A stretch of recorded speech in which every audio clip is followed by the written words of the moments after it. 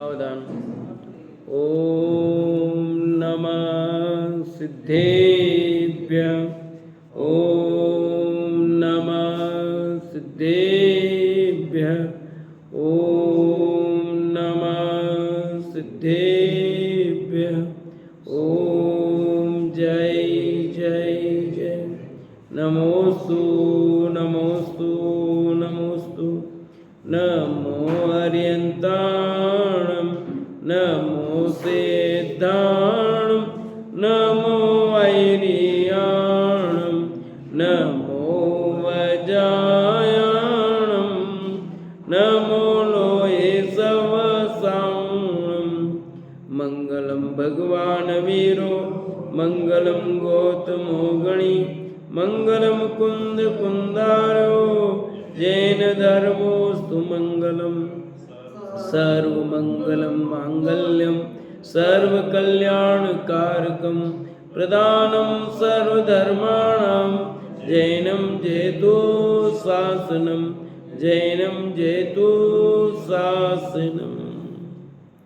जम जस जम्मि देशे जैन विहाणेन जम्मि कालम्मि नादं जिनेन नियदं जम्मं वा मरणं वा तमतस् तम्मि देशे तम्मि काल तस् कालम्मि जोसक दिवारेदुम इंदो वात जिनिंदो वा। बोले जिनवाणी मात की जय। बोले सुरती मात की जय। सला का पुरुष अपना चल रहा था और 12 तीर्थंकरों की कथा हो गई थी। 13वें विमलनाथ भगवान की कहानी चल रही थी। उनके पूर्व भव की चर्चा हो गई थी। कंपिला नगरी अपन पहुंच गए थे जहाँ उनका जन्म हुआ। कंपिला नगरी, ठीक है ना। और उनके विषय में चर्चा चल रही थी। उस विषय को थोड़ा लेते हुए आगे बढ़ते हैं। भगवान विमलनाथ की आयु 60 लाख वर्ष की थी। बचपन में उनकी कलाएं अद्भुत थी। 15,000 वर्ष कब कैसे बीत गए पता ही नहीं चला। पुरानी कहावत है, सुख में सागरों की लंबी आयु भी पल भर में बीत जाती है और दुख का एक क्षण भी एक एक क्षण वर्षों जैसा लगता है। ये स्थिति सदाकाल की है। माघ शुक्ला चतुर्थी को अपने जन्मदिन पर महाराजा विमलनाथ प्रातः वन क्रीड़ा को गए थे। कहाँ गए थे? वन क्रीड़ा को गए थे। एक तालाब के किनारे अति रम्य शांत वातावरण था। तालाब में खिले कमल पत्रों पुष्पों पर मोती के समान चमकती ओस बूंदे अपनी सतरंगी छटा बिखेर रही थी।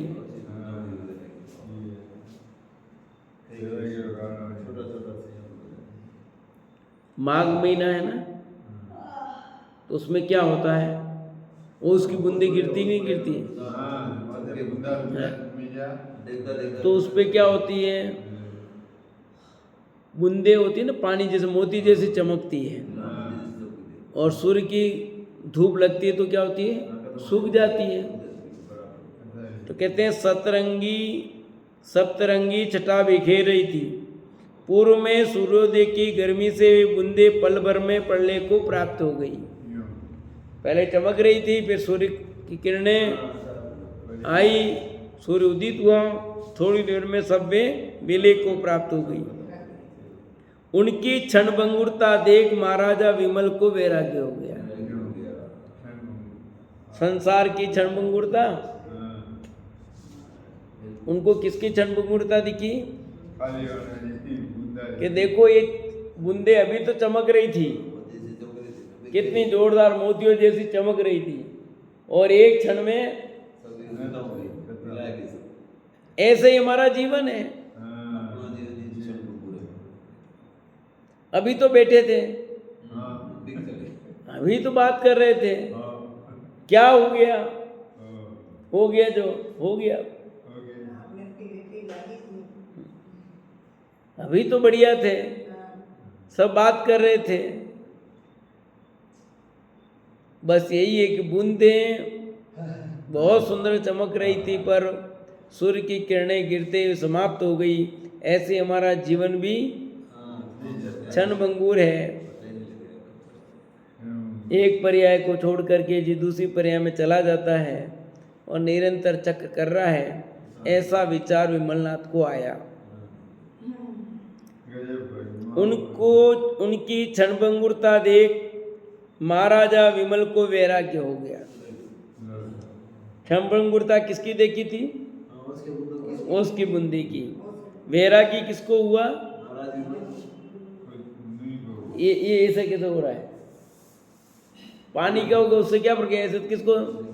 अरे कौन जीव को कौन शिक्षा दे देगा, निमित्त बन जाएगा, पता नहीं है। आदमी का विचार वहां चलना चाहिए, उसको देख करके परिणाम बदल जाते हैं। ऐसा नहीं, उनको उस पर ध्यान गया, बदल गया। किसी को बादल फटते देख करके वैराग्य हो गया, किसी को सफेद बाल देख करके वैराग्य हो गया। तो निमित्त है ना, जो बनना वो बन जाएगा। असली तो उनके काल अवधि पक गई थी। सुबह आया ना, काल अवधि उनकी पक गई तो काम हो गया।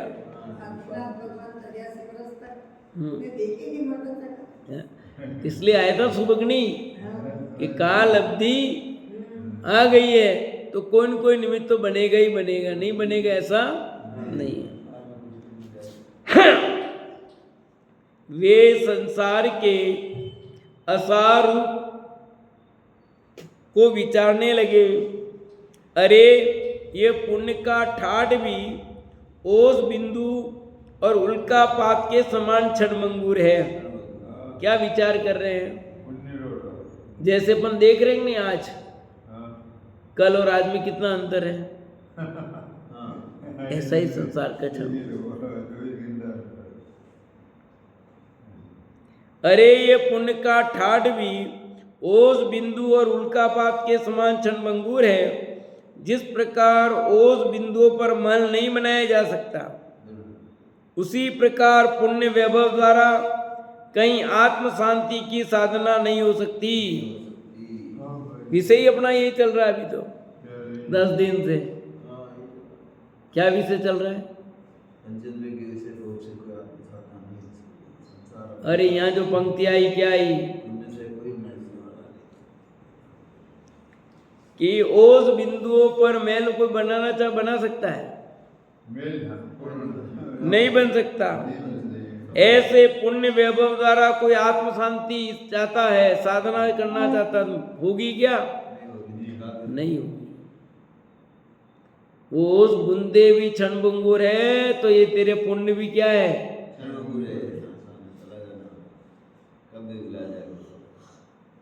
पुण्य के उदय में लोगों को बहुत ऊंचाइयों को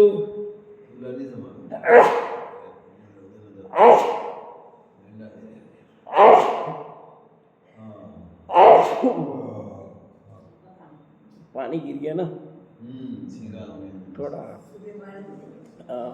ज्यादा नहीं है तो भी थोड़ा सा ही रहा।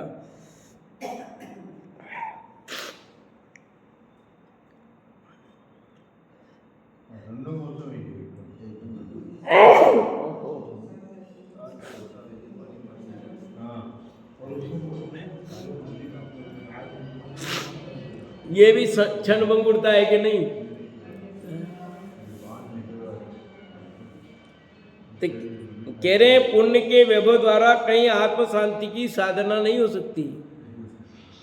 किसने कर ली बताओ, और कैसे होगी बताओ? होना संभव नहीं है ना। मुझे तो इसी भव में परमात्मा बनकर मोक्ष प्राप्त करना है। क्या करना है? इसी भव में मोक्ष जाना है, इसी भव में परमात्मा बनना है। तो ये बाहर के जो जितना ठाट है पुण्य का, किसके? विमलनाथ के पुण्य का ठाट थाक नहीं था। गर्भ में आने से पहले जिनके लिए सारी व्यवस्था तैयार हो गई है? गर्भ में आए तो माँ को तकलीफ नहीं, खुद को भी नहीं पर माँ को भी नहीं। और यहाँ तो एक गर्भ में संतान आती है तो माँ को कितनी तकलीफ होती है? डॉक्टरों के पास जा जा करके हाथ खाली हो जाते हैं और उनको कहीं जाने की जरूरत नहीं होती है। और सेवा में कौन हाजिर है?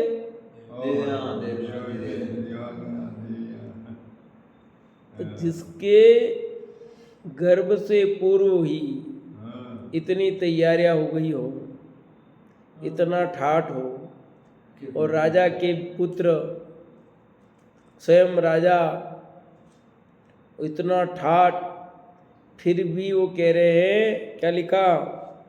पुण्य द्वारा कहीं आत्म शांति की साधना नहीं हो सकती, ऐसा विचार कर रहे विमलनाथ। और अपने को लगता है क्या?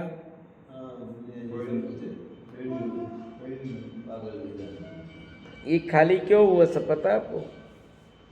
जीव वापस वहीं लग गया जहाँ था,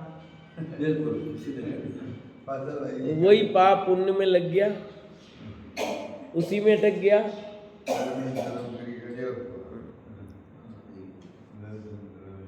चार दिन की चांदनी फिर अंधेरी रात, वहीं अटक जाता ना।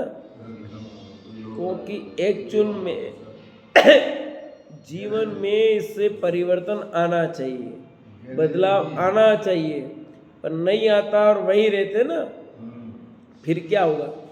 तो अब इनकी काल अवधि पक गई है, उनकी नहीं पकी है, तो यही आएगा।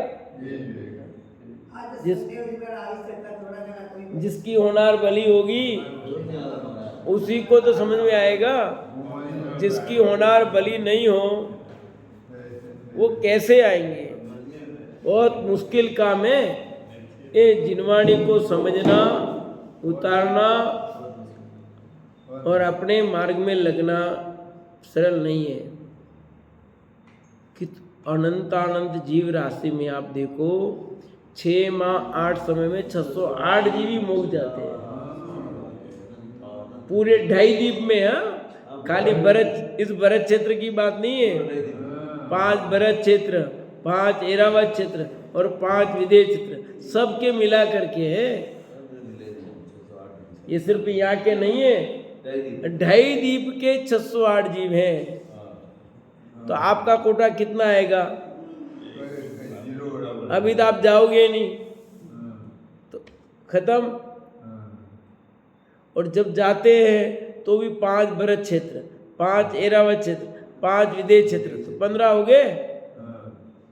और 5 विदेश क्षेत्र में तो ऐसी स्थिति है कि 32 महानगरियाँ हैं, 160 नगरी है। फिर तो 160 विदेश गिनो,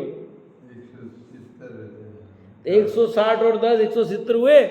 तो 170 का भाग 608 में दो, तो आपके खाते में कितने आए? भाई औसत निकाले।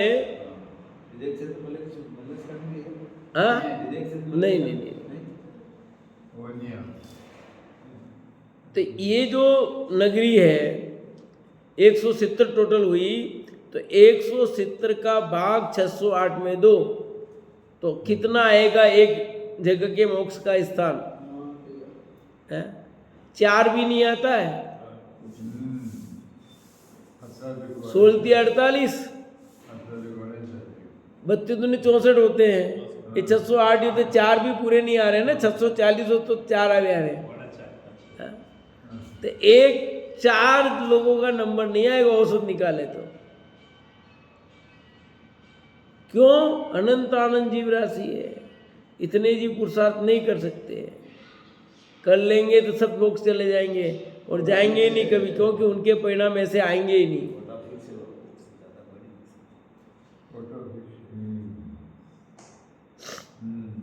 मुझे तो इसी भव में परमात्मा बनकर मोक्ष प्राप्त करना है।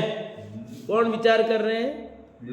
विमलनाथ कि मुझे तो इसी भव में मुक जाना है। 45 लाख वर्ष तक तो इसी राजपाट में बीत गए मेरे। कितने? 45 लाख वर्ष इतने बिताए। हमने तो थोड़ा से बिताया, हमको काहे को गए? तो इन्हें 45 लाख वर्ष राजपाट किया है। पर उनकी आयु कितनी थी वो भी देखो ना। अब इस मोह में और अटके रहना भी ठीक नहीं है। यद्यपि मुझे 3 ज्ञान है, परंतु ये मर्यादित जानने वाला ही है।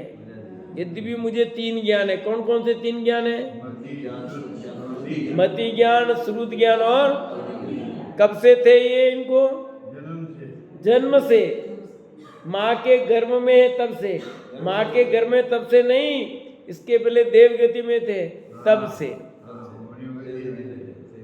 क्योंकि देवगति में समस्त जीवों को अवधि ज्ञान होता है, चाहे वो मिथ्या दृष्टि हो चाहे सम्य दृष्टि हो, सबको अवधि ज्ञान होता है। तो वहां पर भी था, माँ के गर्भ में आए तो भी था, जन्म हुआ तब भी हुआ। अवधि ज्ञान तो उनको था ना कि मुझे तो 3 ज्ञान थे पर इससे लाभ नहीं, परंतु ये मर्यादित जानने वाले ही हैं। इनकी तो मर्यादा है, काल की भी मर्यादा, क्षेत्र की भी मर्यादा। बहुत दीर्घ काल तक नहीं जान सकते, बहुत पूरे क्षेत्र को नहीं जान सकते। ऐसे अधूरे ज्ञान से भव का अंत कैसे आएगा बताओ? ये तो अधूरा ज्ञान है, इस अधूरे ज्ञान से भव का अंत नहीं होगा। सम्यक होने पर भी चारित्र भी बहुत अल्प है, निर्जरा भी अल्प है। जब तक चारित्र की पूर्णता नहीं होगी तब तक मुक्ति नहीं होगी। यद्यपि मैं सम्यक दृष्टि हूँ तो, परंतु चारित्र बहुत अल्प है, और अल्प चारित्र से क्या मोक्ष की प्राप्ति नहीं होगी। चारित्र की पूर्णता से होती है मुक्ति की प्राप्ति। तो ये सब विचार कौन कर रहा है? कि विमलनाथ विचार करने हैं, क्योंकि अब उन्हें दीक्षा लेनी है। दीक्षा लेने के भाव बनते तब ऐसे विचार आते हैं, दीक्षा नहीं लेनी हो तो ऐसे विचार नहीं आते। जिसके जो होना होता है उसके अनुसार उसके परिणाम चलने लगते हैं, वो उस संबंधी सोचने लगता है ना। जैसे लड़की की सगाई हो जाए और शादी 3-4 महीने में शादी होने वाली हो तो वो क्या सोचती है? अब ये घर अपने को छोड़ना है, उस घर में जाना होगा, वहाँ कैसे क्या होगा, कैसी होगी, सब उसके विषय में सोचती है। तब इनको वैराग्य हो गया है, अब उनको मोक्ष रूपी वहाँ जाना, ससुराल। अब वो संबंध में विचार करेंगे कि नहीं?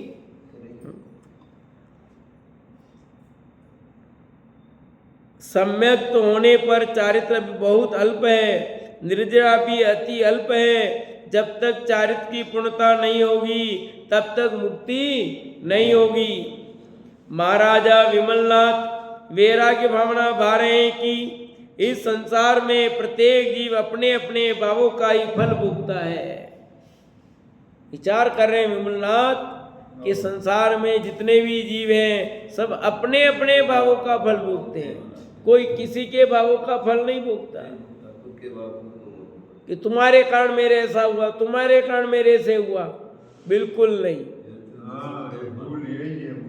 किसी के कारण किसी का कोई भला या बुरा नहीं हुआ है। बुरा ही नहीं, भला भी नहीं हुआ, ये कहते हैं।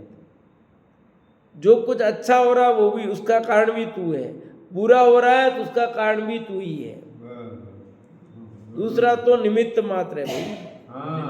तो निमित्त मात्र है, असली कारण तो तू ही है। और ये अपने को समझ में नहीं आता। अच्छा हो रहा हो तो अपने लगाएंगे, गड़बड़ हो रहा है तो दूसरों, इसने ऐसा कर दिया, इसने ऐसा कर दिया, इसने ऐसा कर दिया, सब दूसरों पर आरोप जाएगा। मेरे बढ़िया चल रहा था पर इसने ऐसे सलाह दी, यूँ ऐसा किया, ऐसे हो गया। मारी जो बिनती काले आपने जो हमारे भतीजो भाई लड़को है जो उन्हें टकराई गयो अंदर यही रह जो इसे आप घुटनों ने हाथ ले दो जगह फ्रैक्चर हुई गयो इसे जोरदार लगी जो माथा में जो अहमदाबाद ले गया काले ऑपरेशन हुई 5-6 घंटा बोलो मंदिर वहाँ जाओ हाँ हाँ आपने चाहे जैसे इंद्रिय विषय हो पर उनके सेवन से विषय सुख तो नहीं मिलता। चाहे जैसे इंद्रिय विषय हो, बढ़िया से बढ़िया हो, तो भी उनसे विषय सुख तो नहीं मिलेगा। मात्र पाप का ही बंध होता है। किसका बंध होगा? कि हम जो 5 इंद्रिय के विषय को भोग रहे हैं, इससे क्या होगा? इतने दिन एक टाइम खा रहे थे, आज 2 टाइम खाया, तो क्या हो गया? पेट गड़बड़ हुआ क्या? नहीं हुआ। कि गड़बड़ हो गया, सब हो गया, ऐसा हो गया हमारे।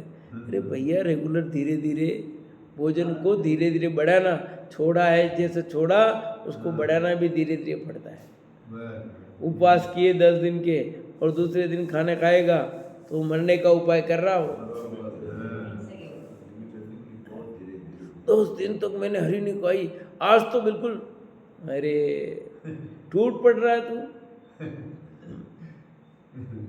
ये भी ले आओ, ये भी लाओ, 10 दिन तो मैंने ये जीव विषयों में ही अटक जाता है। पता ही नहीं है कि क्या हो रहा है। जीव को खबर ही नहीं रहती क्या हो रहा है क्या नहीं हो रहा है। कई लोगों को जैसे जुलूस की खबर नहीं, जुलूस कितने बजे निकलेगा, क्या होगा, हमको पता नहीं, सोते ही रह गए। तो बढ़िया।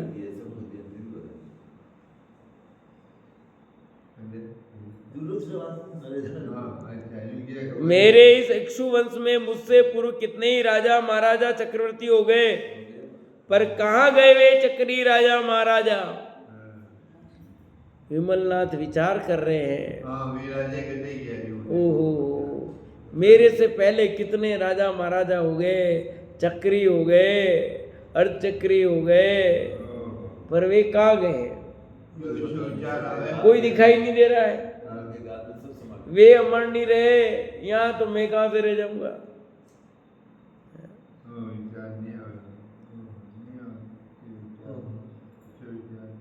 वे काल के गाल में समा गए। जो इस राज संपदा और इंद्रियों के विषयों को त्याग कर आत्म साधना और परमात्मा की आराधना में रम गए, उन्हें तो इस दुखद संसार से मोक्ष मिल गया, और जो इनमें अटक गए वे मोक्ष मार्ग में भटक गए और 84 लाख योनियों के भव चक्र में फंस गए। ये संसार का चक्र चल रहा है भैया। जिसने संसार के चक्र को पहचान लिया कि संसार में क्या है, सर्वत्र दुख ही दुख है भैया, सुख तो है ही नहीं। तुझे सुख लग रहा है, तू अटक रहा है, भटक रहा है, और समझ में नहीं आता है जीव क्या करता है। एक न्यूज पढ़ रहा था मैं भी दोपहर में, उसमें आया कि लोगों फंस गए। अब वो पूरी घटना तुम्हें नहीं बतानी, मुझे तो इतना कहना कि वो फंसे किसके चक्कर में? लोभ के चक्कर में। लोभ नहीं होता तो फंसते नहीं। काम का लोभ है, पर है तो लोभ ही ना। कि आपको लड़की पसंद कर लो और जो पसंद आए आप आ जाएगी, पैसे डाल दो आ जाएगी। अब उसने AI से सुंदर लड़कियां बनाई, उनको सब भेजी, उन्होंने पसंद की, और कोई ओरिजिनल नहीं, सब डुप्लीकेट माल। डुप्लीकेट मतलब AI से बनाई, और पैसे खत्म ना 10-20 हज़ार रुपये। तो जिनकी खोटी भावना और फिर लोग तो उसमें फंसे, जो ऐसे नहीं होंगे वो फंसे नहीं। अच्छा अब कंप्लेन हो रही है कि हमारे पैसे डूब गए, तो डूबेंगे ही ना तुम गलत पाप का परिणाम तुम्हारा, और फिर तुम लोभी। तो मुझे तो एक विचार है कि ये सब लोभ का कारण, खोटी भावना, तो व्यक्ति तभी फंसता है और फिर डूबता है। तो ये यहाँ इसलिए विचार कितना कर रहे हैं गहराई से कि मेरे इस इक्ष्वाकु से में मुझसे पूर्व कितने ही राजा महाराजा चक्रवर्ती हो गए। इस इक्ष्वाकु वंश में अपने वंश की बात ही कर रहे, बाकी में तो हुए ही सब। इसमें कितने राजा महाराजा हो गए, चक्रवर्ती हो गए, वही चले गए, एक भी दिखाई नहीं दे रहा है यहाँ। वे कहाँ गए चक्री राजा महाराजा, कहाँ गया वो उनका साम्राज्य। चक्रवर्ती का बेटा चक्रवर्ती नहीं होता, कितनी बार मैंने कहा ही है। क्यों नहीं मिलता चक्रवर्ती बेटे को चक्ररत्न? नहीं मिलता ना। सब इस काल के गाल में समा गए, जो इस राज संपदा और इंद्रियों के विषयों को त्याग कर आत्म साधना और परमात्मा की आराधना में रम गए, उन्हें तो इस दुखद संसार से मोक्ष मिल गया। जो मुक्ति के मार्ग में लग गए उनको मुक्ति मिल गई, और जो मुक्ति के मार्ग में नहीं लगे और विषयों में ही अटके रहे, भटके उसमें ही, तो वे भटके। जो इनमें अटक गए वे मोक्ष मार्ग में भटक गए और 84 लाख योनियों के भव चक्र में फंस गए। कि कहाँ फंस गया ये जीव? कि 84 लाख योनियों में फंस गया। हम सब यही कर रहे हैं। अवसर मिला है, उस अवसर का लाभ कहाँ ले रहे हैं? 24 घंटे में कितना समय अपन दूसरे काम में लगा लेते हैं। लगा भी रहे, मान लो धर्म के नाम पर भी लगा रहे हो, पर असली में कहाँ लग रहा है वो कहाँ धर्म हो रहा है? अब सुबह से सब वो लगा रहा था, मेरे को विचार होता बार बार, कहाँ अटक रहा हो भैया? ये सुबह से सब लगा के बार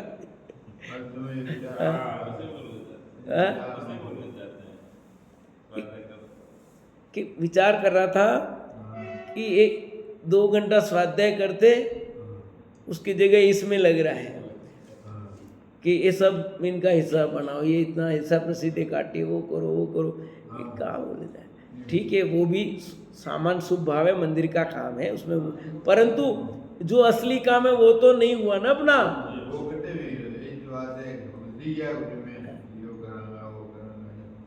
जगत का जीव की इधर निकला, इधर फंस गया ना। क्योंकि अपने को अपना निर्णय सही समझ में आना चाहिए भैया कि मैं ये चीज ठीक नहीं है, करना पड़ता करते हैं, परंतु ये दिमाग में रहना चाहिए कि ये उपयोगी नहीं है भैया, इससे धर्म नहीं होने वाला है। क्या धर्म का काम करे? धर्म का कर रहा है,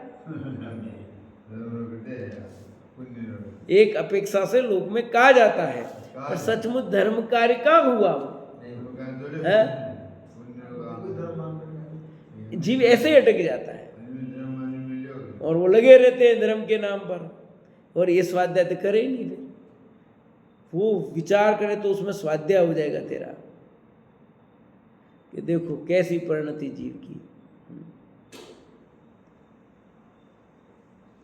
कितना दुर्लभ है ये मंगल अवसर। प्रथम तो निगोद से निकलना ही भारी दुर्लभ है, फिर इस पर्याय में पर्याय का पाना, मनुष्य पर्याय मिलना, अच्छी बुद्धि, कसायों की मंदता, जिनवाणी का समागम, स्वाध्याय की अनुकूलता आदि एक से बढ़कर एक अत्यंत दुर्लभ है। बहुत ही दुर्लभ भावना में पढ़ा अपन ने सब, नहीं पढ़े है पंक्तियां याद? आजीविका का पाना, ये सब दुर्लभ है, एक से एक चीज। हटा सकता है ये कि कितना दुर्लभ है मंगल अवसर। ये जो मंगल अवसर आप जैन कुल मिल गया आपको। आगे और दुर्लभ यहाँ लिखे प्रथम तो निगो से निकलना ही भारी दुर्लभ है। दुर्लभ लई जो चिंतामणि त्यों पर्याय लई कृष्ण। यानी एक इंद्री से दो इंद्री होना कितना दुर्लभ है। लठ होना कठिन है। लगता है लठ ऐसे हो जाती है। चावल का डिब्बा पैक रखते तो ऑटोमेटिक हो जाती है। उसमें कौन सा कठिन है। अपने को ऐसा लगता है कुछ नहीं, सब हो जाते हैं। कितनी लटें पैदा हो जाती है। पर वो एक इंद्री में अनंत अनंत काल व्यतीत कर दिया, वहां से इधर आना कितना कठिन है। कितने पापड़ बेले। दो इंद्री हुआ, दो इंद्री से तीन इंद्री, तीन इंद्री से चार इंद्री, चार इंद्री से असंगी होना, असंगी से संगी होना। फिर इस पर्याय का पाना। इस पर्याय ने मनुष्य पर्याय का पाना। मनुष्य पर्याय का मिलना और मनुष्य पर्याय में अच्छी बुद्धि मिल जाए। मनुष्य पर्याय मिली पर अच्छी बुद्धि नहीं मिले, समझ नहीं मिले तो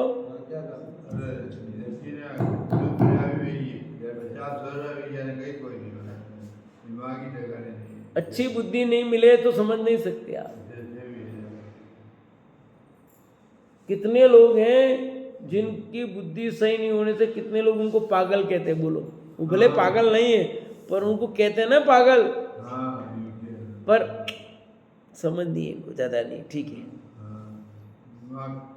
और वो भी मानता अपनी बुद्धि नहीं चलती भैया, और अपनी बुद्धि अच्छी चलती है फिर भी हम नहीं समझ पा रहे। कसाई की मंदता, अच्छी बुद्धि मिल गई पर कसाई की मंदता नहीं है, लगा हुआ दूसरों में, तीव्र कसाई हो। कसाई की मंदता शुभ भाव। कसाई की मंदता नहीं हो तो धर्म मार्ग में नहीं लग सकता। कसाई की मंदता हो तब जाके जिनवाणी का समागम मिलता है। पर जिनवाणी का समागम मिले और लाभ नहीं ले तो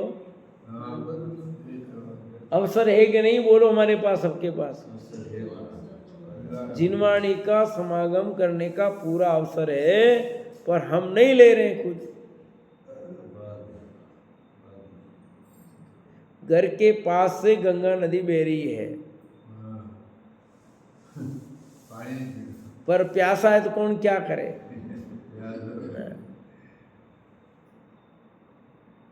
तो ऐसे हम प्यासे मर रहे हैं। ज्ञान की गंगा बह रही है, घर के पास से बह रही है, पर लाभ नहीं लेना है। मत लो, अपना ही नुकसान होगा भैया। स्वास्थ्य की अनुकूलता, जिनवाणी का समागम मिल जाए पर स्वास्थ्य की अनुकूलता चाहिए। स्वास्थ्य प्रतिकूल हो तो आ नहीं सकते।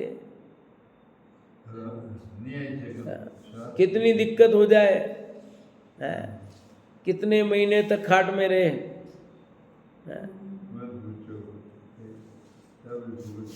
स्वास्थ्य की प्रतिकूलता हो तो उपयोग बार बार कहाँ जाता अपना, उस तकलीफ जो होती है उस वेदना पर जाता है ना।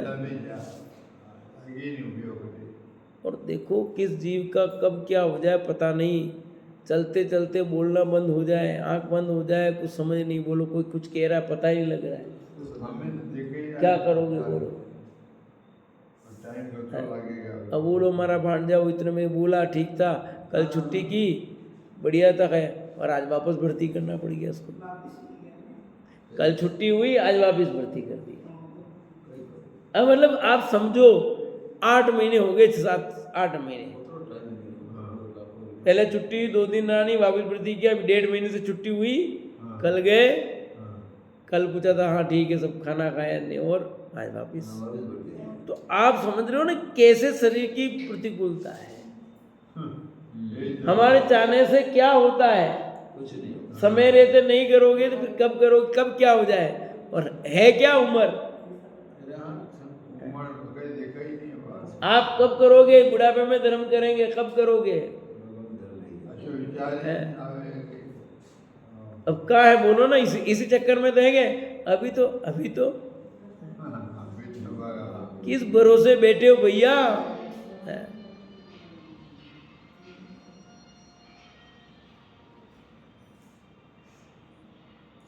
जो भरोसा नहीं है तो बात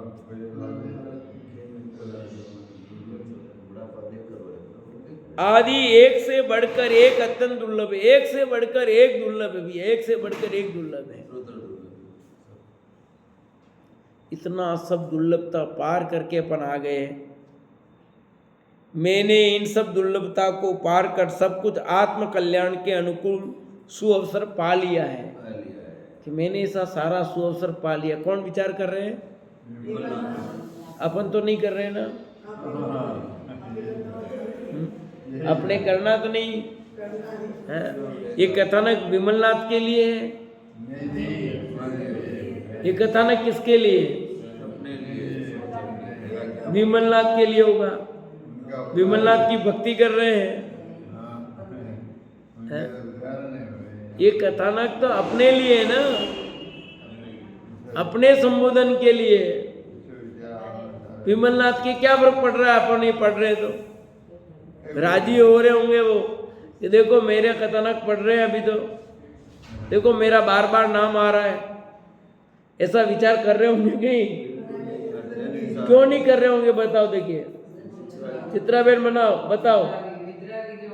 हाँ, वितरागी हो गए, उनको राग ही नहीं है। तुम्हारी मर्जी हो तो नाम लो, नहीं लो उनके क्या फर्क पड़ रहा है? तुम नहीं नाम लोगे तो कुछ नहीं, और नाम लोगे तो भी कुछ नहीं। वे तो ज्ञाता दृष्टा है, वितरागी है। तुम्हारे इससे कुछ भी फर्क नहीं पड़ रहा है उनके। तो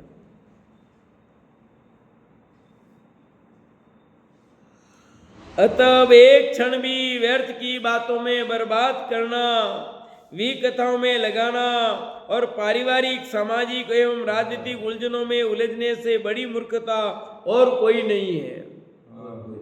क्या अब नहीं उलझना? खूब उलझ गए भैया, 45 लाख वर्ष तक उलझ गए। अब यहां नहीं रहना भैया, अब सब छोड़ छाड़ करके चलो। अब न तो पारिवारिक, न सामाजिक, न राजनीतिक किसी भी उलझन में नहीं उलझना है, क्योंकि सब ये उलझने की मार्ग हैं।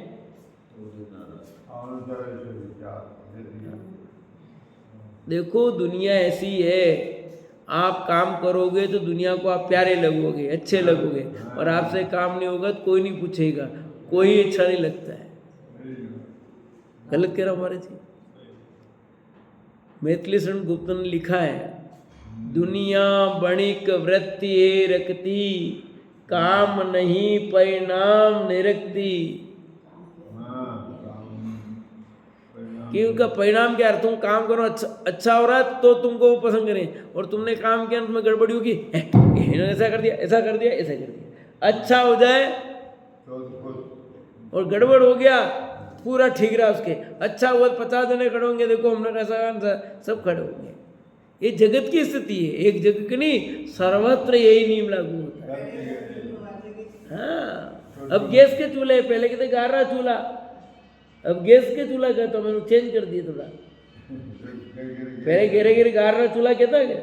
अब मैं कहता हूँ घर घर गैस के चूल्हे। अब रुडर के गैस चाले, गैस रा चूल्हा यूं।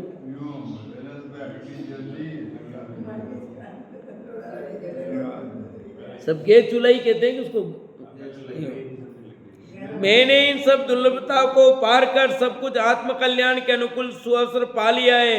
अतः एक क्षण भी व्यर्थ की बातों में बर्बाद करना, विकथाओं में लगाना, पारिवारिक, सामाजिक, राजनीतिक उलझनों में उलझने से बड़ी मूर्खता और कोई नहीं है। इसमें उलझना क्या है? बड़ी मूर्खता है। अरे लोग तो पकड़ेंगे, नहीं आप ही करना, आपको ही रहना है, आपको करना है, ये सब करना है, ये अपने, परंतु तू समझ लेना कि क्या होने वाला है इससे। क्या मतलब साहब, ये जगत की परिणति ऐसी है भैया। बाबू भाई कहते थे कि मेरे को लकवा हो गया ये मेरे पुण्य का उदय है, पाप का उदय नहीं। लास्ट में बड़ा शब्द आ गया। कि क्यों? जयपुर में कि मैं जब तक स्वस्थ था तो मुझे कोई चैन से बैठने नहीं देता, वो आएगी, और मैं भी तो नहीं बैठता था, उनका ही क्यों दोस्त। आज इस गांव, कल दूसरे, कल तीसरे, रोज कहीं के प्रचार के नाम पर। कहता है अब असली समय अब मिला मुझे मेरे लिए। यूं क्यों लास्ट में जयपुर में क्यों? मैं जा नहीं सकता, लोग मुझे बुलाएंगे नहीं। यह बात अब मेरे भी नहीं कि मैं लकवा हो गया, जा नहीं सकता, और लोग मुझे बुलाएंगे नहीं।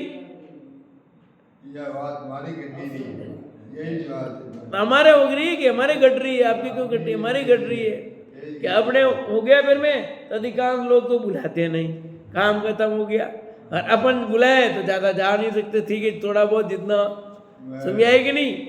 तो ये जगत की असली पुण्य का उदय, पाप का उदय नहीं। आप बार बार बोली रहा मास्टर का आवाज पावनी वीरो वो काले दो दो तीन नाम बोले थे, मुझे नहीं गाए बात ये पुण्य का उदय है। क्यों? कि अब तेरे लिए समय मिला तो अधिक समय अपने लिए लगा भैया, बाकी सब समय तो दूसरों के लिए जा रहा है, अपने लिए क्या हो रहा भैया।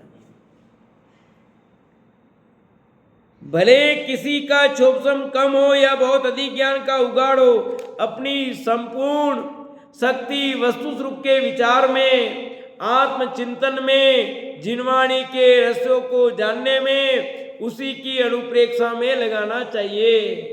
क्या कह रहे कक्षा? किसमें लगाना समय? अब अपना समय पूरा अपने लिए लगाओ, आत्मचिंतन में लगाओ, जिनवाणी के रहस्यों को जानने में लगाओ। हाँ? ये टीवी भी देखने में समय खराब करना कुछ नहीं है। तो खुलता ही नहीं, चलाता ही नहीं हूँ, न्यूज भी नहीं देखता हूँ। कोई इतंकर थोड़ी देर चला दे, कोई उसके लिए टीवी बाकी चलती ही नहीं, भले पैसे भर, कुछ नहीं मतलब है। अरे क्या समय बर्बाद करे? अपना समय तो अपने लिए लगाना, आत्मचिंतन में लगाओ, जिनवाणी के रहस्य को जानने में लगाओ, उसी की अनुप्रेक्षा में लगाना चाहिए। यही एकमात्र कल्याण का मार्ग है।